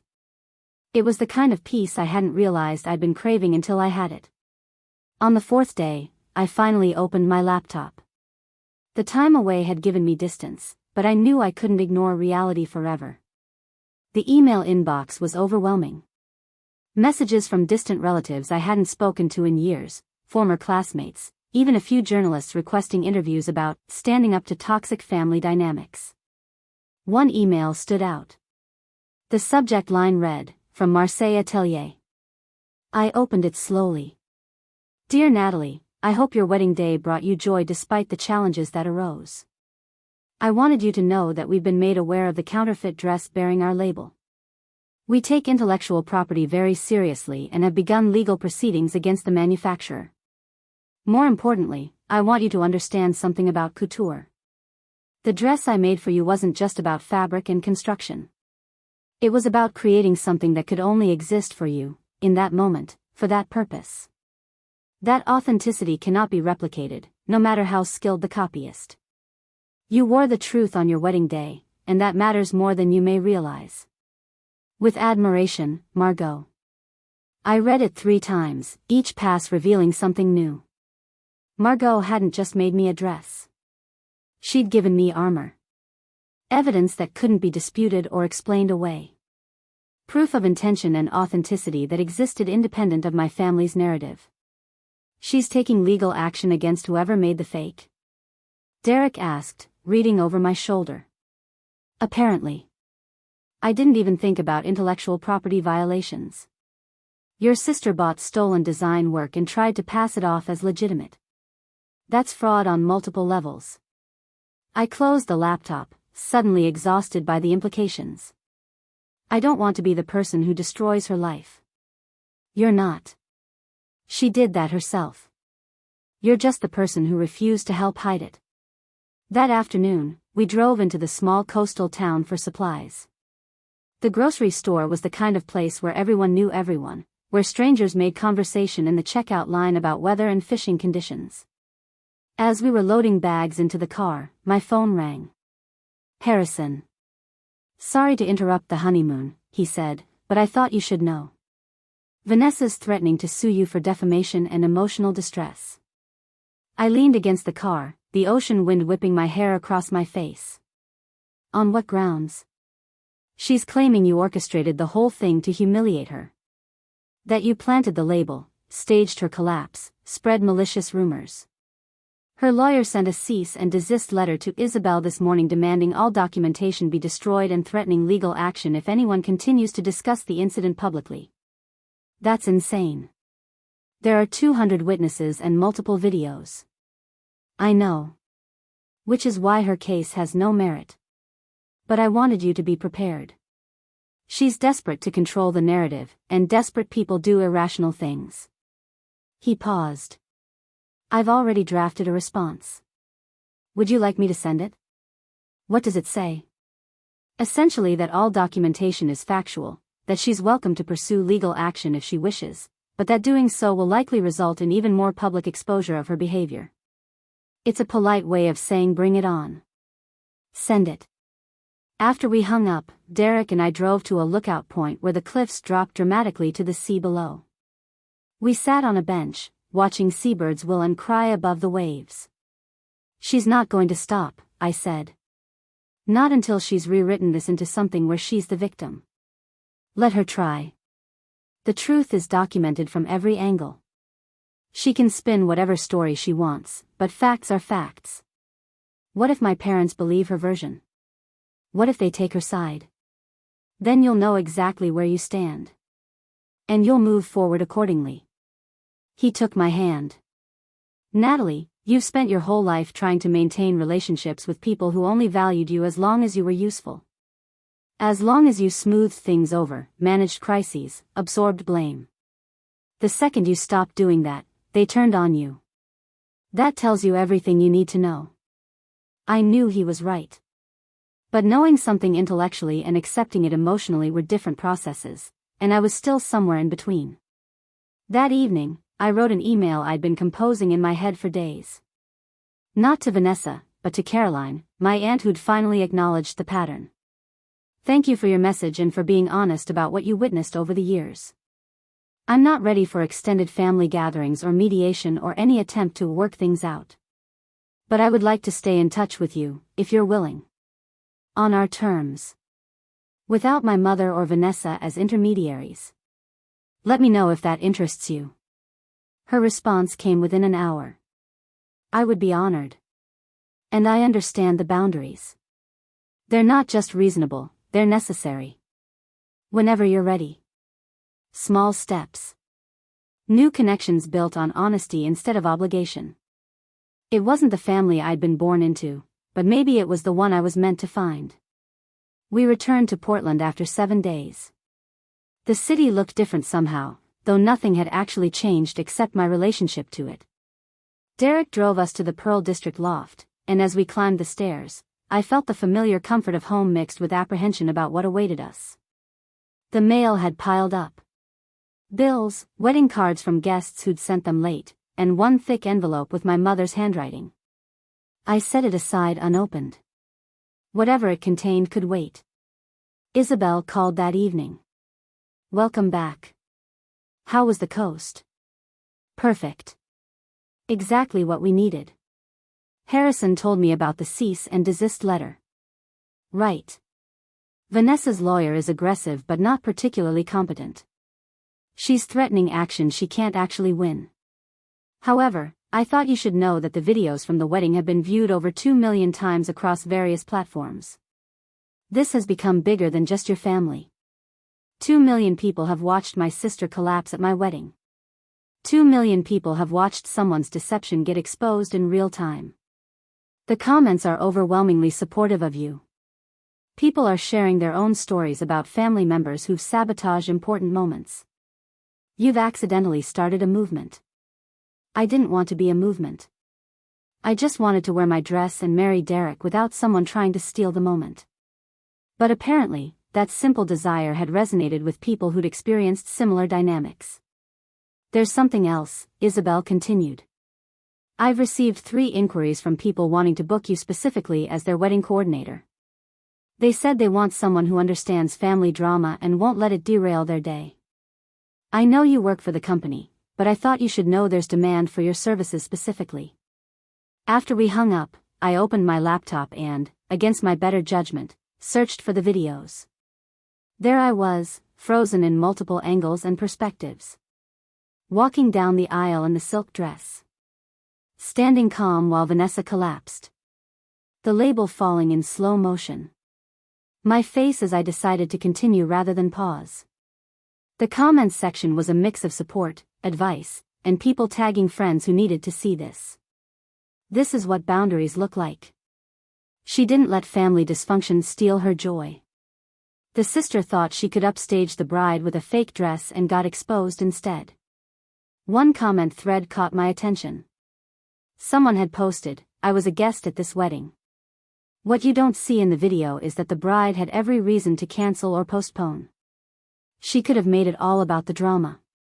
Instead, she chose to move forward with grace and let the truth speak for itself. That takes incredible strength." Dozens of responses followed, people sharing stories of weddings derailed by family chaos, of brides who'd let dysfunction dictate their day, of moments stolen by people who couldn't stand not being the center of attention. I closed the laptop, feeling strange. Exposed but also validated. Vulnerable but also vindicated. Derek found me sitting in the dark, staring out the window at the city lights. "You okay?" "I don't know. Millions of people have watched the worst moment of my family dysfunction. Part of me feels like I should be more private, more protective. But another part feels relieved that it's finally visible. That I'm not crazy. That the pattern people always told me to ignore actually existed and now there's proof. Both things can be true. You can wish it had stayed private and also feel validated that the truth is out." Over the next week, life began to reassemble itself into a new normal. I returned to work, where colleagues congratulated me on the wedding and carefully avoided mentioning the drama unless I brought it up first. Derek went back to his architecture firm, diving into the community center project with renewed focus. My phone continued to buzz with messages. Some from people offering support. Others from distant relatives trying to position themselves as allies now that the truth was undeniable. And a few from my mother, growing increasingly desperate as she realized I wasn't going to respond to her attempts at reconciliation on her terms. The thick envelope she'd sent sat on my desk for 3 days before I finally opened it. Inside was a handwritten letter, pages and pages in her careful script. "Natalie, I don't know how to fix this. Your sister is falling apart. Troy has filed for divorce. She's lost her real estate license because clients don't want to work with someone who's all over social media for the wrong reasons. She's moved back home with us because she can't afford her condo anymore. And you won't return my calls. I know you're angry. I know you feel betrayed. But she's still your sister. She's still family. Can't we find a way to move past this? To heal as a family? I'm asking you to be the bigger person one more time. To show the grace and forgiveness that you've always shown. Please call me. We need to talk about how to help Vanessa through this. I read it twice, then handed it to Derek. She's asking you to fix it, he said flatly. To absorb the damage and make it comfortable for everyone else. She always has. Are you going to respond? I thought about it. About all the times I'd been the bigger person. All the moments I'd swallowed my hurt to keep the peace. All the years I'd managed dysfunction that wasn't mine to manage. No. Not the way she wants me to. Instead, I wrote my own letter. Short, clear, without room for misinterpretation. Mom, I'm not responsible for fixing Vanessa's life. The consequences she's facing are the result of her own choices, not my refusal to protect her from them. I didn't expose her behavior, she did. I didn't post videos online, wedding guests did. I didn't file for divorce on her behalf, Troy did. All I did was refuse to participate in covering it up. You're asking me to be the bigger person, but what you actually mean is you want me to be smaller. To shrink myself so Vanessa's dysfunction seems less obvious. I won't do that anymore. If you want a relationship with me, it needs to be based on honesty and mutual respect, not on my willingness to manage your other daughter's chaos. I'm open to that conversation when you're ready to have it. Until then, I need space. Natalie. I mailed it before I could second-guess myself. 2 weeks passed. Then 3. The media attention gradually faded as news stories captured public attention. The videos still existed, still circulated, but the urgency around them diminished. Life moved forward. Troy called one evening. I wanted to update you. The divorce is proceeding. Vanessa's fighting it, but my lawyer says it's straightforward given the circumstances. I also wanted to thank you. For what? For not backing down. If you'd apologized, if you'd played into her narrative, I might have convinced myself to stay. Told myself I was overreacting, that it wasn't as bad as it seemed. But you stood firm, and that gave me permission to do the same. How are you doing? Better than I expected. I'm staying with my brother while things get sorted. Started therapy. Realizing how much I'd normalized that isn't normal. He paused. She's telling people you ruined her life, you know. That you orchestrated everything to destroy her marriage and career. I know. My mother mentioned it. For what it's worth, nobody who actually knows you believes that. And the people who do believe it are people whose opinion shouldn't matter anyway. After he hung up, I felt something settle. Troy had been collateral damage in Vanessa's dysfunction, someone caught in her orbit who'd finally broken free. His escape validated my own. We were both choosing truth over comfortable lies, and that created its own kind of kinship. A month after the wedding, my father showed up at the loft unannounced. Derek let him in while I was in the bedroom, and I emerged to find him sitting uncomfortably on our couch, looking older and more uncertain than I'd ever seen him. I wanted to talk to you in person, he said. Without your mother listening. Without Vanessa's crisis taking up all the oxygen in the room. I sat across from him, waiting. Your mother and I are separating, he said quietly. Not divorcing, not yet. But living separately while we figure some things out. She moved into Vanessa's old condo after Vanessa moved back home. I'm staying in the house. Dad, I'm sorry. Don't be. It's been coming for a long time. Maybe forever. I've been thinking about what you said in your letter. About being asked to shrink yourself. That's what I've been doing too, in different ways. Shrinking my expectations. My needs.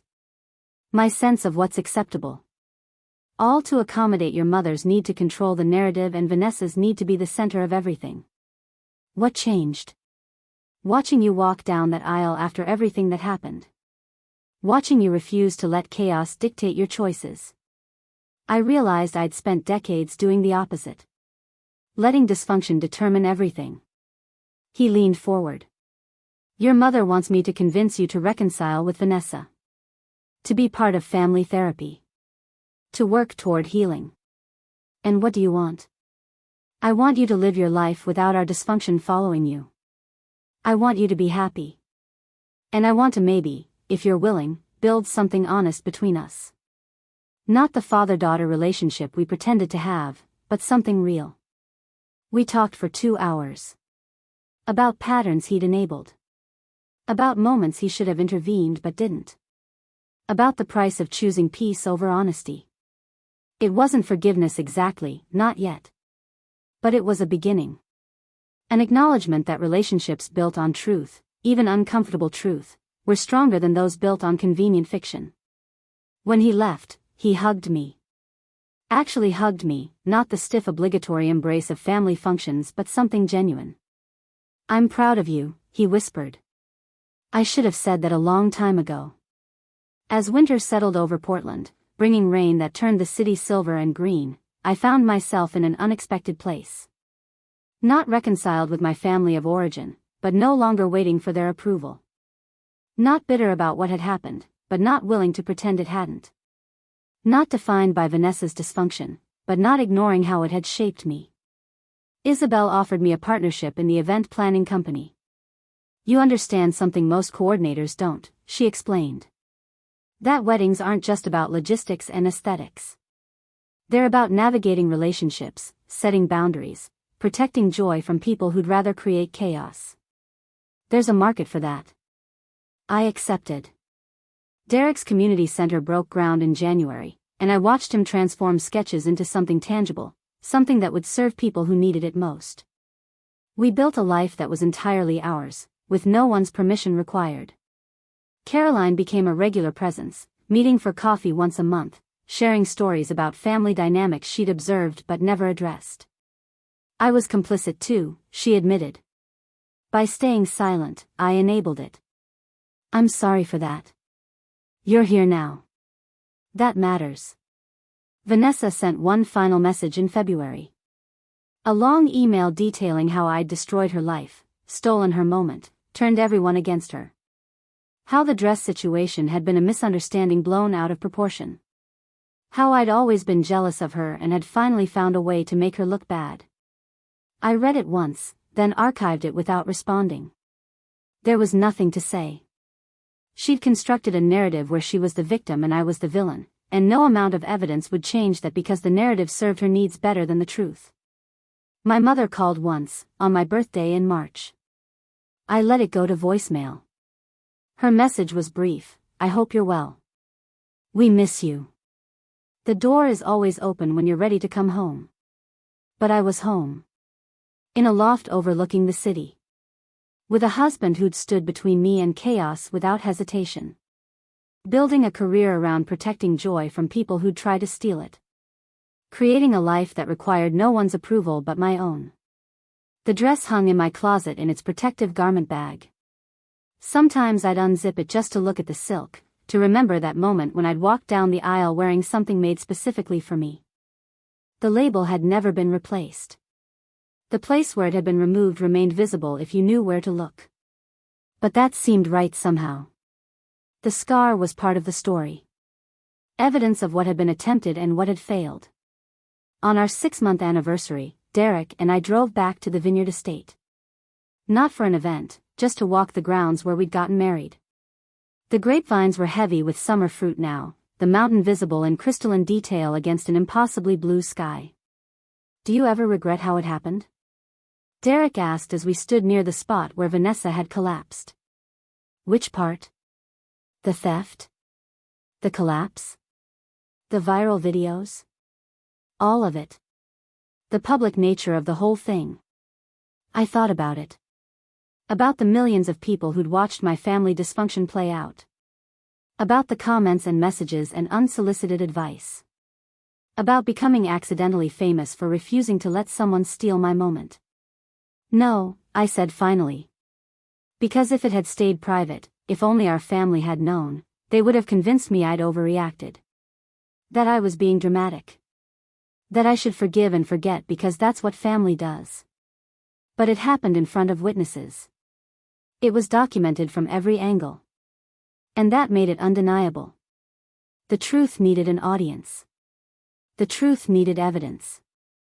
Without it, I'd still be the difficult daughter who couldn't just let things go. We walked back to the car as the sun began its descent toward the western hills. On the drive home, I thought about Margaux's note. About how true beauty couldn't be copied or claimed. About how authenticity existed independent of anyone's approval or recognition. The designer original wasn't just the dress. It was the life I'd built by refusing to accept counterfeits. The relationships based on honesty instead of obligation. The boundaries that protected rather than punished. The choice to be fully myself even when that made other people uncomfortable. Vanessa had tried to steal my dress, my moment, my story. She'd failed not because I'd stopped her, but because what I had couldn't be taken. It could only be built, piece by piece, choice by choice, truth by truth. And in the end, that was the only vindication I needed. 6 months later, I received a small package with no return address. Inside was a fabric swatch of ivory silk charmeuse and a note in handwriting I didn't recognize. I was one of the 200 witnesses. I've spent the last year examining my own family dynamics and setting boundaries I should have set decades ago. Your courage gave me permission to stop shrinking myself for other people's comfort. This is from my own wedding dress, the one I wore last month. I wanted you to have it as a reminder that authenticity ripples outward in ways we can't always see. Thank you for refusing to be smaller. It taught me I could be bigger. I pinned the swatch next to Margaux's note on the mirror where I got ready each morning. A reminder that standing in truth, even when it's uncomfortable, creates space for others to do the same. The dress still hung in my closet. I'd never wear it again, but I'd never get rid of it either. It was evidence. Proof. A tangible reminder that some things are made specifically for you, and no matter how hard someone tries to claim them, they remain undeniably, authentically yours. And that truth, more than any revenge or vindication, was worth everything. Up next, you've got 2 more standout stories right on your screen. If this one hit the mark, you won't want to pass these up. Just click and check them out.